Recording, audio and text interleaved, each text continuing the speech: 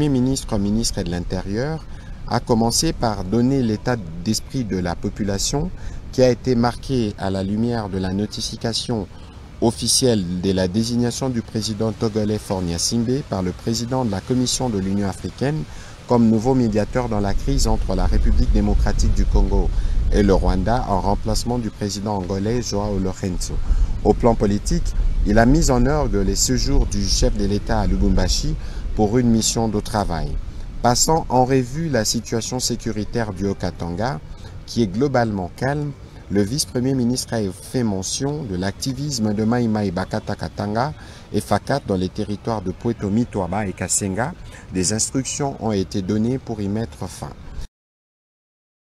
De la classe politique, il y a quelques-unes qui ont perçu par leur propres efforts. Et généralement, ce sont les femmes qui ont eu la chance d'avoir les parents qui ont émigré, qui ont quitté les Maïdomé, en ayant grandi avec les autres cultures. Elles ont pu embrasser et oser se lancer dans la politique.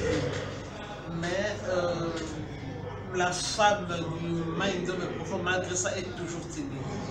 Et les femmes qui se lancent dans la politique, on la considère un peu comme une casse-cou. C'est pour ça que nous apparaissons très peu. Vous, étant que maman, quels sont les mécanismes ou les mesures prises pour que les femmes soient à la hauteur? Il faut la sensibilisation.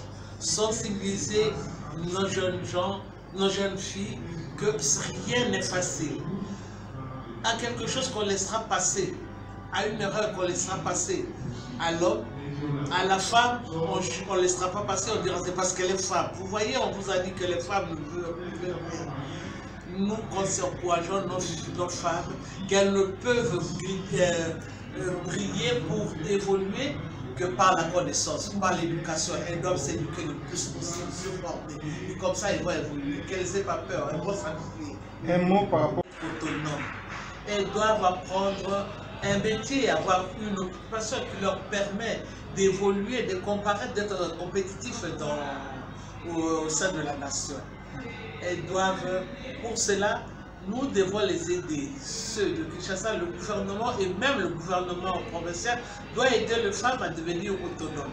Nous avons le problème des femmes autochtones qui sont un grave problème dans le Maïdomé. La femme autochtone ne pas considérée. C'est une femme marginalisée. J'ai oublié de parler de ça dans mon intervention. Moi, j'encadre des femmes autochtones ici à Kinshasa. Elles vivent dans des conditions déplorables. Et je les encadre et on doit tout faire pour aider nos femmes, pour être élevées, pour qu'elles sortent de ce emprisonnement dû à l'héritage ancestral qui a fait que la femme se sente un peu marginalisée. On doit les aider à évoluer pour aspirer à un mieux être. Que direz-vous exactement, que voulez-vous dire exactement par rapport de lors de votre exposé? Vous avez dit les